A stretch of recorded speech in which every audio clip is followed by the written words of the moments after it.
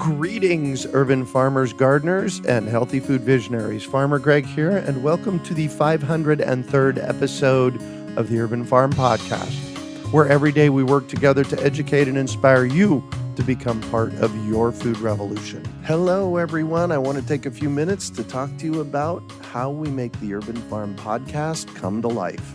My team and I pour our time, hearts, and dollars into every episode to bring you food growing education and inspiration every week, and we love doing it.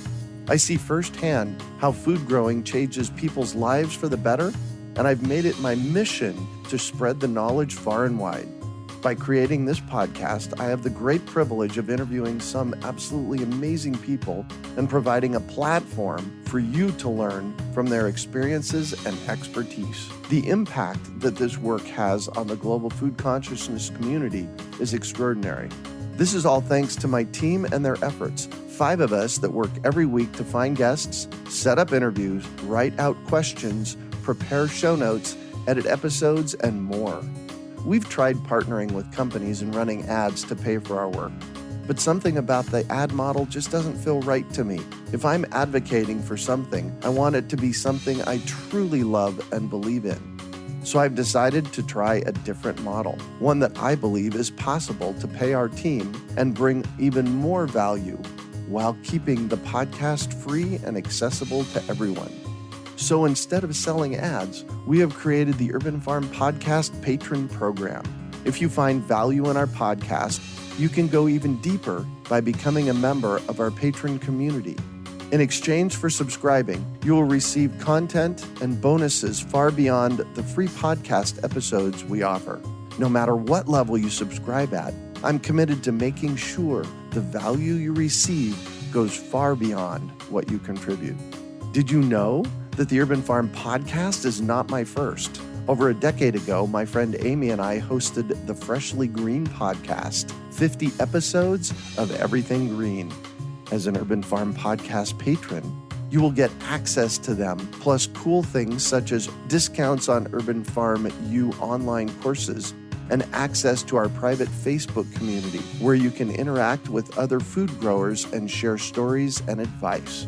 My favorite offering for our patrons is our monthly Q&As with Urban Farm U's Advanced Gardener team, where we answer your questions live. It's basically having your own private gardener at your fingertips. I'm excited for the mutual exchange that comes from this model. And when you support the Urban Farm Podcast, we support you to take your garden to the next level and beyond. The Urban Farm Podcast will remain free, and I hope that those of you that believe in what we're doing and are excited by our patron benefits will take advantage of what we're offering. I truly believe this model of support will be a win-win all around. For more details about member benefits and to sign up to pledge your support, go to urbanfarmpodcast.org. Thanks for sticking with me through this message. Now let's get to the episode. Today on our podcast, we have someone who's working through starting her own farm.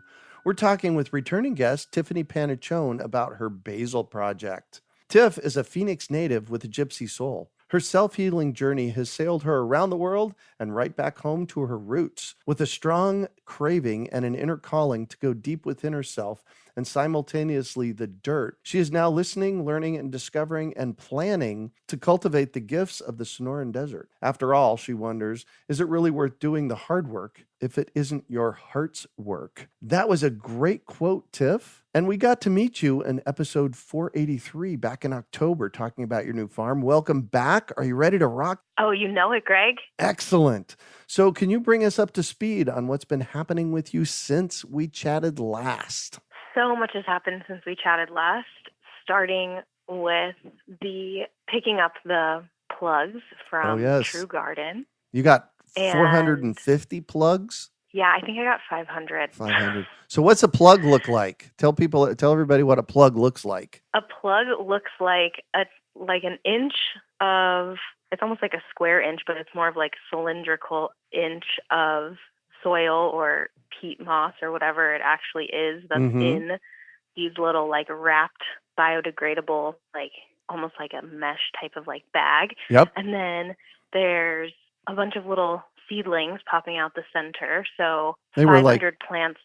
They were like 2 to 3 inches tall, right? They were like not even, they were like an inch tall. They were tiny. Wow. Yeah. So I was expecting, like, I went with like a big car to like pick up Uh-huh. these plugs, and then they ended up just like laying nicely in the trunk, like in these 8 trays of however many in each tray. That added up to 500, but they were really small and didn't take up very much space when we first picked them up in the beginning. So that was fun and really exciting. So I did that and brought them to my house, where they sat on the porch for a few days, half in shade for like the morning. We would put them out in the sun and water them, and they'd hang out until noon, and then we'd bring them back in under the shade for the second half of the day. Just, we talked about, and you taught me about, hardening them off. Yep. So that they could, get used to the full sun and get a little bit prepared for their new life in the garden bed.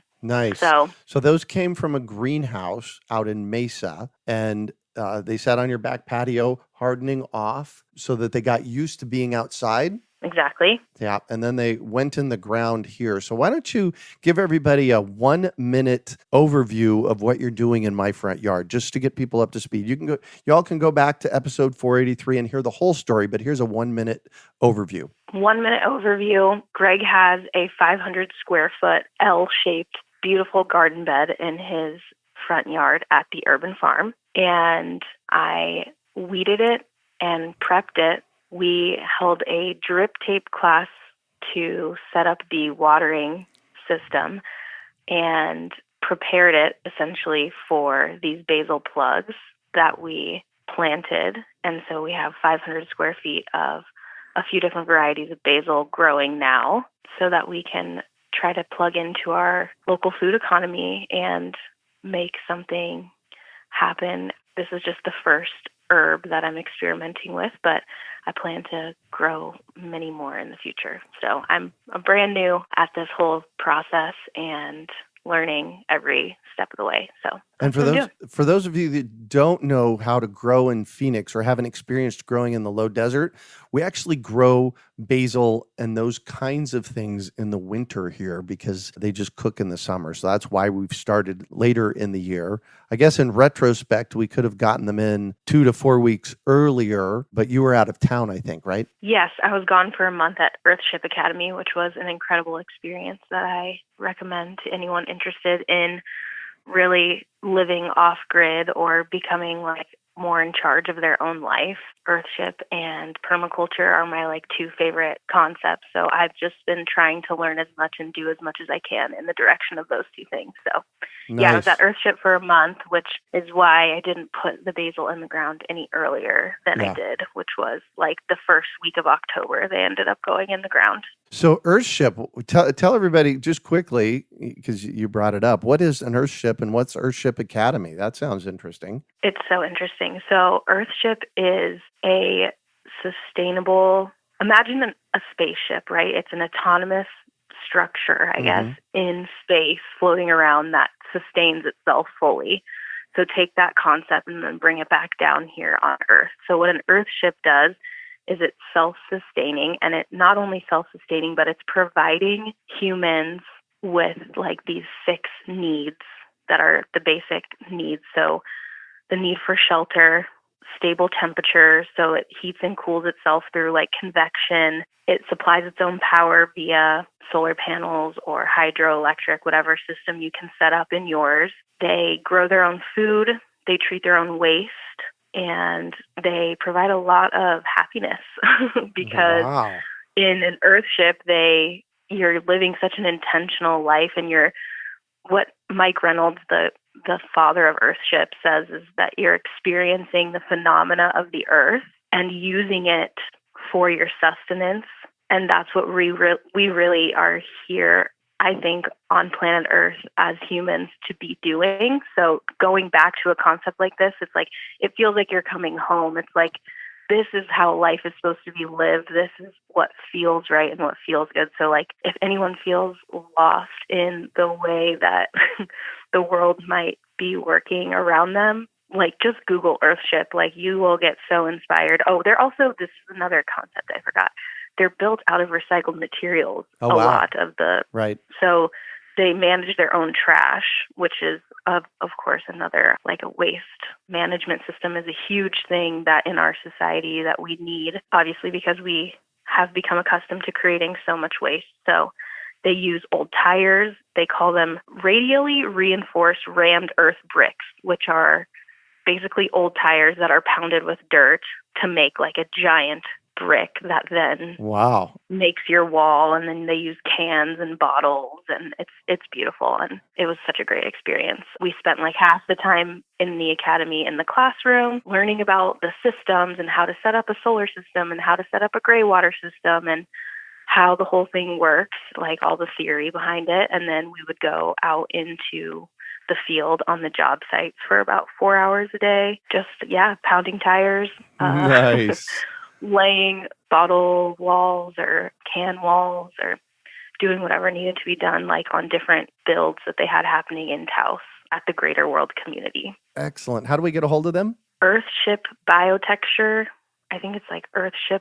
Literally just Google Earthship. Perfect. I don't know the exact website, but yeah, that's all right. It's all so good. much will come up. That's all good. So I just want to get everybody else up to speed. I am coaching Tiffany through the process of growing her food. In about 20 years ago, while I was at Arizona State University getting my 2 degrees, I actually grew food in my front and backyard and took it to farmers markets and restaurants. And since then, the gardens have just become a place for me to grow food for Heidi and I and my family. And Tiffany has taken on figuring out how to start a farm and grow her own food here in the desert. And she came along about 6 months ago, and she and I came to an agreement, and I've been coaching her through that process. So if you're interested in getting some coaching on starting your farm, send me an email, greg@urbanfarm.org, and we're going to be starting a mentoring program here in the near future on that. So reach out about that if you are interested. So let's talk about some of the challenges that you've run into. You got the plants here, they got planted in the ground, and what's been happening since you planted them? They've been in the ground, almost a month now, right? Yeah, it's been 3 weeks. Yeah. So what's been happening since they've been in the ground? Well, I've just been trying not to worry about them too much. First of all, and let them just grow and hopefully just go out into the garden to experience like the beauty of them growing. And so I can learn about the plants and learn about their energy and like become as much like connected with them as possible. Mm-hmm. So I try to take, the stress away from myself as I enter the garden, and the garden kind of just does that for you anyways when you step into it. Oh, yes. It's that kind of place. I've been trying to let nature do its thing. We have the drip tape system set right now for 20 minutes, 5 times a week, just to get the plants started, which actually we should probably switch the watering schedule now soon that it's been a couple weeks to an hour 3 times a week. Okay. So one of the things suggestion from Scott Murray. Perfect. Scott Yeah. Murray is one of our mentors. Scott is mentoring both of us on this project. And one of the challenges that you've had, though, is some of the plants keep getting dug up for whatever reason. And we're not quite clear who and what is doing that. Yeah, like a handful of them that definitely have. And that's kind of been part of it. Like walk into the garden and, there's a casualty here and a casualty there. But you look around and there's still like hundreds of plants. So you're like, okay, we're good. Like everyone's growing for the most part. And then there's 1 or 2 that for some reason got dug up. Maybe it's like the feral cats in the community, or maybe it's a raccoon or something. Like I have no idea, but I guess we could like put a camera out there and really get to know what's happening if we wanted to. But I'll tell you what, one of the people that I've talked to in the past sent me an email about 6-8 months ago and said, something's getting my broccoli. Maybe it was a year ago. Something's getting my broccoli in my garden, and we're not quite clear what it is. And, they sent me pictures of the damage, and we kind of brainstormed and couldn't come up with anything. So they put a game camera out. Turns out it was the rats that were coming in and eating their broccoli. oh wow. Yeah, interesting, right? Yeah, exactly. I would never even have thought the rats. Like, right? I didn't even realize. Yeah. Yeah. Yeah. So I really don't know what's the deal with that. But for the most part, like 98% of the plants are happy for now. We got a couple cold nights, abnormally cold nights Yes. for this time of year last week, which was a little bit scary because they're still like so new that maybe I thought they might. And basil's like super frost sensitive, so it is kind of counterintuitive. You would think to like plant in the winter, and a lot of the planting calendars say to plant after the last frost, which I mean makes sense. You mean for basil? But for basil, yes.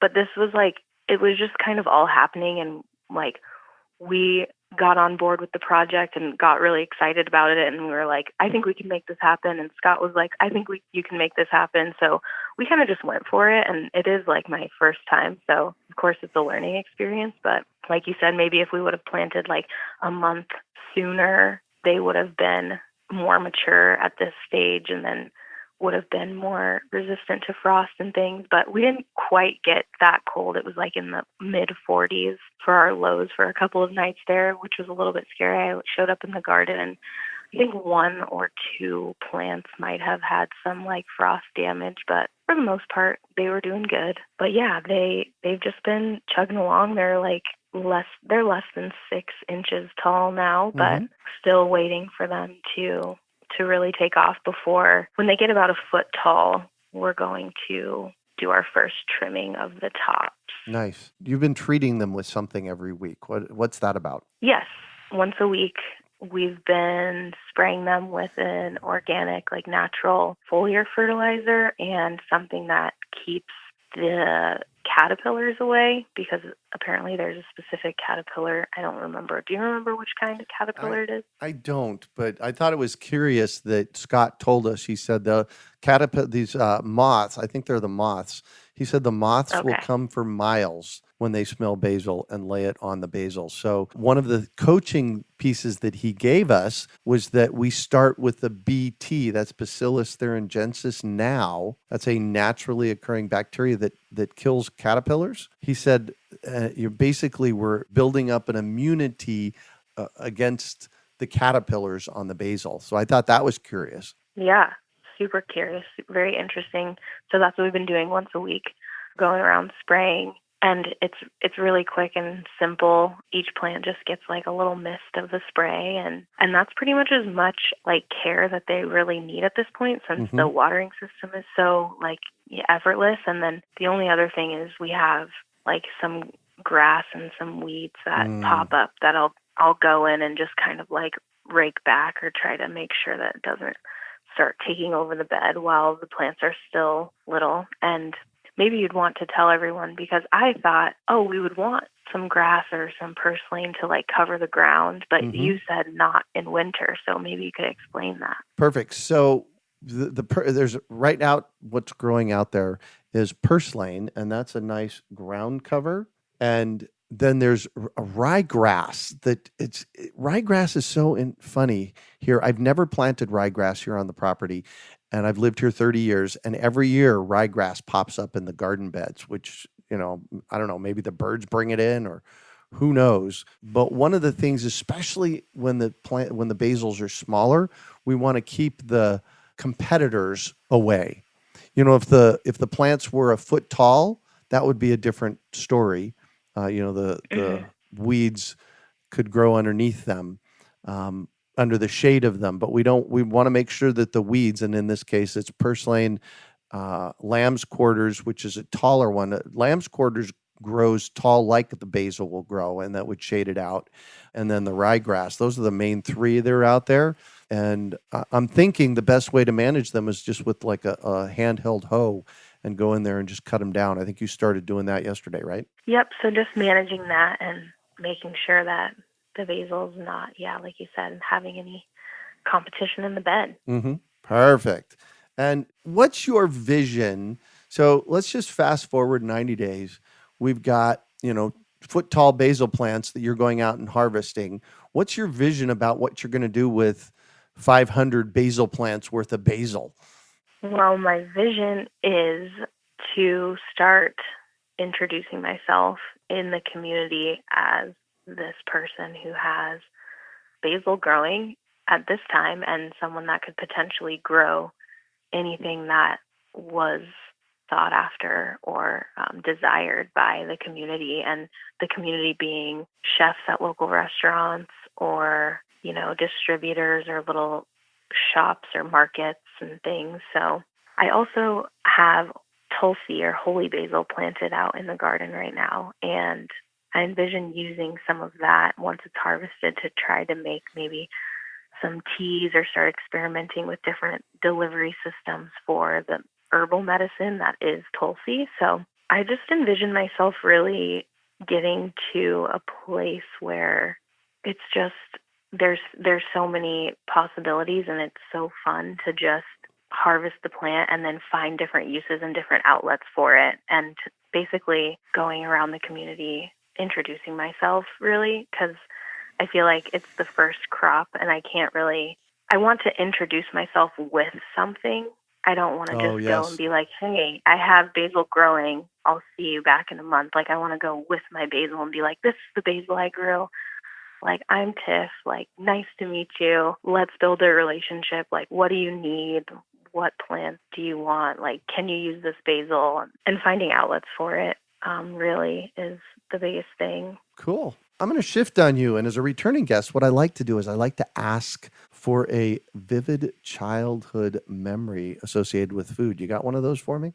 I do. And it's really interesting how it all works out, because mine has to do with basil. And it's really, like the only, besides my stepdad growing tomatoes like in my teenage years, the only family member I can really remember growing any food was my grandma, Panaccione. As you can tell on the Italian side of my family, we would go over to her house, the whole family, like dad, brother, aunts, uncles, cousins. Everyone would show up on Sundays to just a kitchen that was warm, of the like tomato sauce cooking on the stove, and my gram would ask me to go out to her little garden, which really only was basil, and pick her some fresh basil to throw in to all the different dishes she was making. Mostly it would just go in a big pot of tomato sauce, and I would like help her stir it in, or I would help her like mush meat into meatballs and cook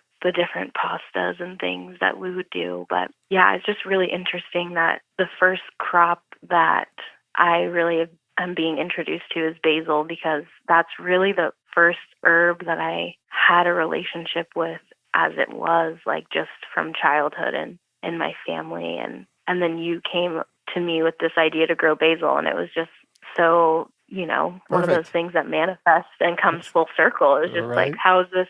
Yeah, you can't even really explain those things sometimes. It just happens so perfectly. But yeah, it's definitely it's that homey, comforting family, everyone hanging out and just being together. Yeah, I love food, and I love gathering around it. So it's always been a huge part of my life, and I'm excited, like this new relationship that I'm building with my food and with my herbs, especially like food as medicine and whole plants as medicine is just, it's a whole new world that is opening up to me, and it's amazing just with a little bit of intention with your time surrounding your time out in nature and plants. Like, I used to just look at plants and be like, oh, that's a wildflower. Oh, that's a weed. And now it's just like, no way, there's so much more to it than that, So it's really just eye-opening, and every day I learn something new, and I'm just barely scratching the surface. So it's really exciting. Nice. So, and given we're going to be interviewing you every month or month and a half, I'm going to ask you for a new piece of advice for our listeners, pretty much around starting a farm. So we'll get, as you develop your farm and your ability to grow things, you'll learn things. And I want you to share advice with people about that. As you guys can all tell, the more advice, I think, the better. Like, that's why I've surrounded myself with a mentor like you and all of these other awesome people in this community and in this world, and just making as many connections as I can. So the advice piece is like so invaluable to someone like me, and like for me to even be at the point of sharing some advice is like, wow, this is really happening. So this is exciting. But I would say my advice would be that it's really, really important to take like personal responsibility for things, because like I have a mentor, I have you, and I have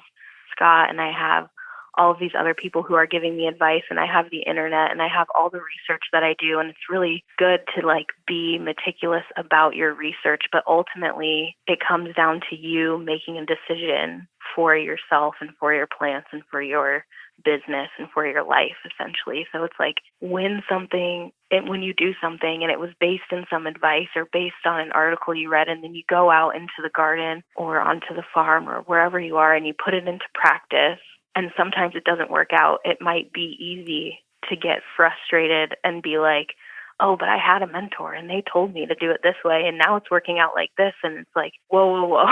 You got to step back from that like trap of a cycle of a thought process and say, ultimately, like I did this, like this is my decision and it's a learning process and I have to own it. And especially when I do something that doesn't work out, like of course I have to own it. So it's like, it's about being meticulous enough to get your information and to do your research, but then there's something so valuable in actually going out and doing it, because like 9 times out of 10, whatever it is that you research, like there's nothing that can be topped more than that personal experience. And I just want to be the grower that's like, that I can go to market or go to these chefs and they ask me a question about my plants and I can answer it from a place of complete like knowing, because I experienced it for myself, not because I read it in a book. Like I want to know the information and then I want to put it into practice. It's science. It's like you have to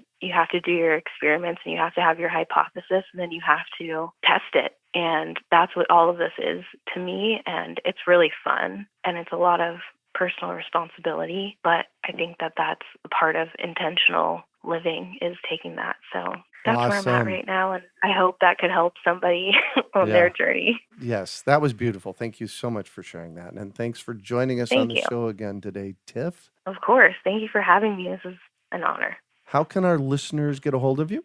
You can email me, Tiffany at littletiffbigworld.com, or you can find me on social media at littletiffbigworld. Awesome. You can also find show notes from today's podcast at urbanfarm.org/Tiff's Basil.